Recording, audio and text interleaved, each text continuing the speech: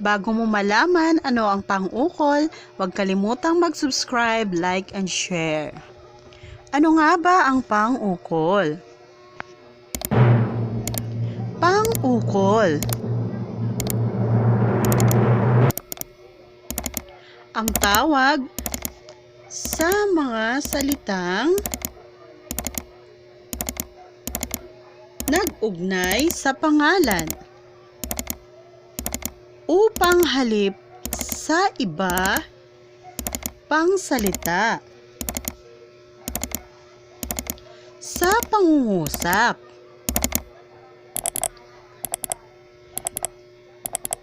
Ito rin ang tawag sa mga kataga o parirala na ginagamit upang iugnay ang pangalan.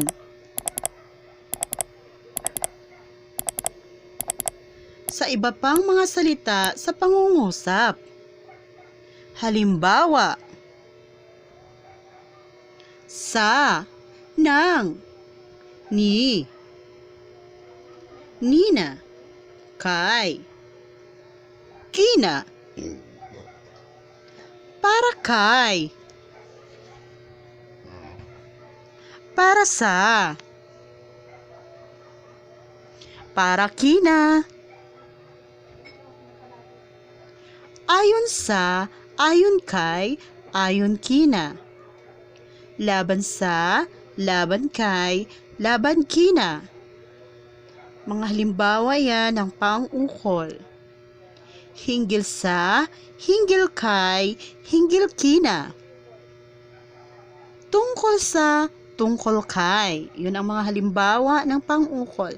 Ngayon, sanayin naman natin ang ating sarili sa pagkilala kung ano ang mga pang-ukol. Napakinggan mo ba ang ibinalita ni Liza?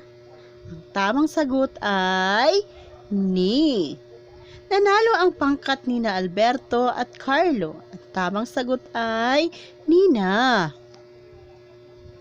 Papunta kay Ana ang mga magsasanay sa pagsayaw.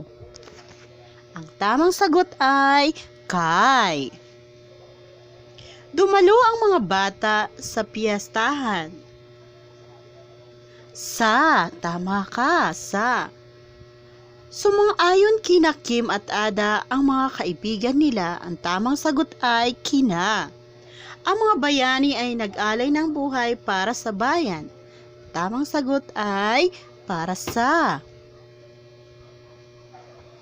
Marami na ang namamatay sa sakit na dengue ayon sa balita. Ang tamang sagot ay ayon sa. Nagtiis ng kahirapan ang mga bayani para sa bayan. Tama, para sa ang sagot. May gamot na ipinamigay laban sa trangkaso. Laban sa ang sagot. Nagtanong ang guro hinggil sa pagliban niya. Hinggil sa, tama ka, hinggil sa ang sagot. Thank you for watching. Salamat.